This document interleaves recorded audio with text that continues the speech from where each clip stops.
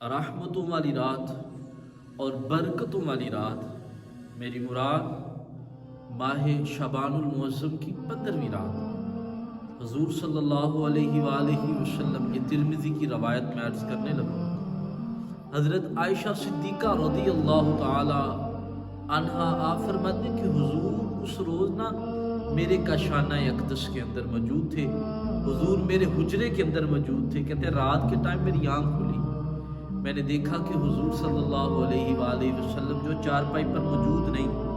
کہتے میں حضور کو تلاش کرنے کے لیے نکلی نا، تو میں نے دیکھا کیا کہ جنت البقیع کے اندر میرے پیارے نبی صلی اللہ علیہ وآلہ وسلم نے نا دونوں ہاتھ جو ہے نا وہ اٹھائے ہوئے ہیں، اور چہرہ والضحیٰ جو ہے وہ آسمان کی طرف کیا ہوا ہے، اور حضور صلی اللہ علیہ وآلہ وسلم دعا فرما رہے ہیں۔ حضرت عائشہ صدیقہ کہتی ہیں کہ میں جیسے ہی پاس گئی تو حضور فرماتے ہیں عائشہ تجھے یہ ہے کہ اللہ کے نبی تم سے زیادتی کریں گے؟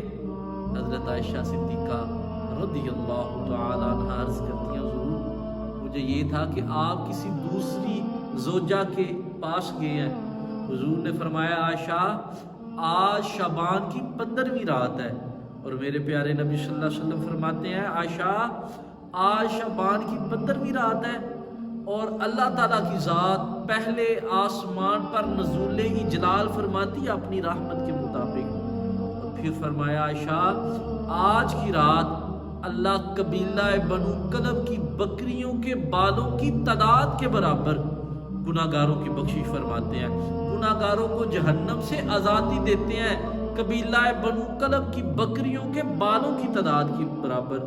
اور مدینے کے اندر، عرب کے اندر یہ ایک ایسا قبیلہ تھا بنو کلب جس کی بکریاں گننے میں نہیں تھی آتی، اور حضور فرماتے ہیں کہ اللہ اس رات کو اس کی بکریوں کے بالوں کی تعداد کے برابر گناہگاروں کی بخشش فرماتا ہے۔ اور ایک اور روایت میں حضور صلی اللہ علیہ وآلہ وسلم فرماتے ہیں کہ اللہ کی ذات نا 15ویں رات کی، شعبان کی 15ویں رات پر اللہ تعالیٰ کی ذات پہلے آسمان پر نزول اجلال فرماتے ہیں، اور اپنی رحمت کے مطابق، اور اللہ کی رحمتیں آوازیں دیتی ہیں کوئی ہے آج مجھ سے مغفرت مانگنے والا تو میں اسے بخش دوں، کوئی ہے آج مجھ سے رزق مانگنے والا میں اس کو رزق دوں، کوئی ہے آج مجھ سے اولاد مانگنے والا میں اس کو اولاد دوں۔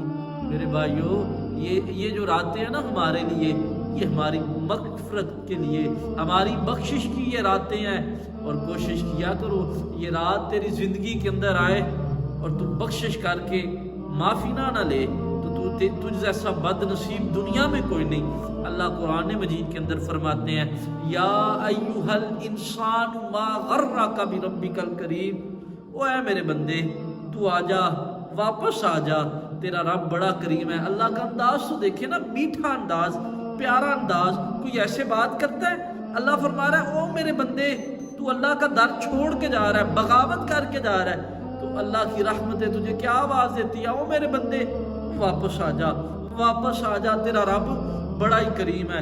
حضور صلی اللہ علیہ وآلہ وسلم مثال کے ساتھ یہ بات سمجھاتے ہیں۔ حضور فرماتے ہیں ایک آدمی وہ صحرا کا سفر کر رہا تھا، اور اس نے اپنے اونٹ کے اوپر اپنا سارا ساز و سامان رکھا، اور راستے کے اندر دوپہر کے وقت وہ سستانے کے لیے ایک درخت کے نیچے سوتا ہے، اور اونٹ کو باندھ دیتا ہے۔ جب وہ اٹھتا ہے تو دیکھتا ہے اونٹ ہی نہیں ہوتا، اور اس کے اونٹ پر ساری چیزیں موجود ہوتی ہیں، ساری چیزیں، تو وہ اس کو ڈھونڈنے کے لیے ادھر ادھر جاتا ہے، لیکن وہ اونٹ اسے ملتا نہیں۔ اور صحرا کے اندر جب پانی نہ ملے اور صحرا کے اندر روزمرہ کی جو چیزیں تھیں وہ نہ ملے تو پھر سمجھے سیدھی موت ہے۔ وہ آدمی بڑا ادھر ادھر جاتا ہے، کوئی چیز نہیں نہ ملتی، اب وہ موت کے انتظار کے اندر درخت کے نیچے بیٹھ جاتا ہے۔ پھر آنکھ کھلتی ہے اور دیکھتا کیا ہے کہ اونٹ بالکل سامنے ہوتا ہے۔ اتنی خوشی ہوتی ہے اسے، اتنی خوشی ہوتی ہے، اور اتنی خوشی میں وہ کیا کہتا ہے، خوشی کا اتنا عالم ہوتا ہے، کیا کہتا ہے اللہم انت عبدی وانا ربک، اے اللہ تو میرا بندہ ہے میں تیرا رب۔ خوشی اتنی ہے نا، تو وہ کیا کہتا ہے، شاعر کہتا ہے تیرے جہاں بھی آثار نظر آئے ہم اتنے خوش ہوئے کہ پریشان نظر آئے۔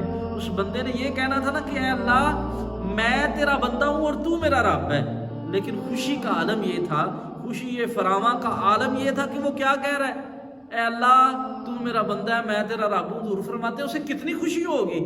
صحابہ عرض کرتے ہیں اللہ کے نبی جب اچانک اس کے سامنے اونٹ آئے گا وہ تو بڑا خوش ہوگا، اس کو دوبارہ زندگی مل جائے گی۔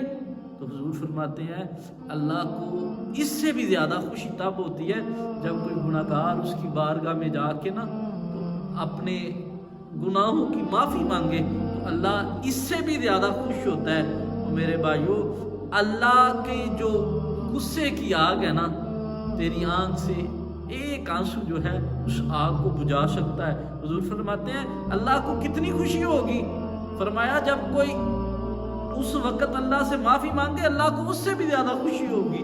اور پھر فرمایا اگر کوئی مغفرت مانگنے والا، کوئی معافی مانگنے والا نوجوان ہو نا تو اللہ کو اس سے بھی زیادہ خوشی ہوگی۔ اللہ اس سے بھی زیادہ خوش ہوگا جب کوئی معافی مانگنے والا نوجوان ہوگا۔ حضور فرماتے ہیں انا حبیب اللہ، اور میں اللہ کا حبیب ہوں۔ اور پھر میرے پیارے نبی فرماتے ہیں جو کوئی نوجوان جوانی کے اندر توبہ کر لے، اللہ فرماتا ہے وہ بھی میرا حبیب ہے۔ حضور نے فرمایا میں بھی اللہ کا حبیب ہوں، اور فرمایا جو نوجوان جوانی کے اندر توبہ کرے۔ میرے بھائیو، یہ رات آپ پر آ رہی ہے، وہ کوئی بد نصیب بھی ہوگا جو اس رات اپنے گناہوں کی معافی نہ مانگے۔ آپ آنا نا اللہ کے حضور اور آنکھوں سے آنسو بہانا، کہا یا اللہ تھک گیا ہوں، دنیا کے اندر تھک گیا ہوں، تیرے سوا کوئی در نظر نہیں آتا، یا اللہ جاؤں بھی تو کہاں جاؤں، تیرے علاوہ کوئی در نظر آتا ہی نہیں۔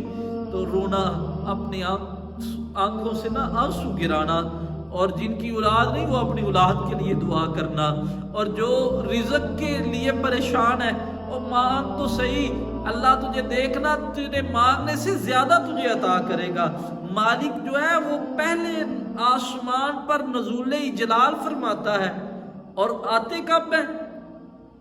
غروب آفتاب سے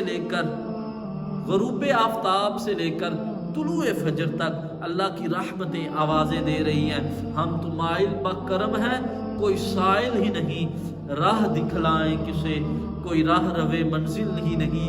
آپ نے نا اللہ کے حضور رونا ہے، اور رونا ہے، کہنا ہے حضور معافی، حضور معافی، حضور معافی، حضور معافی، معافی مانگنی ہے۔ اللہ کی معافی جب اللہ سے تو مانگے گا نا اور اللہ کے حضور روئے گا، پھر دیکھنا مالک تیرے گناہوں پر کیسے پانی پھیرتا۔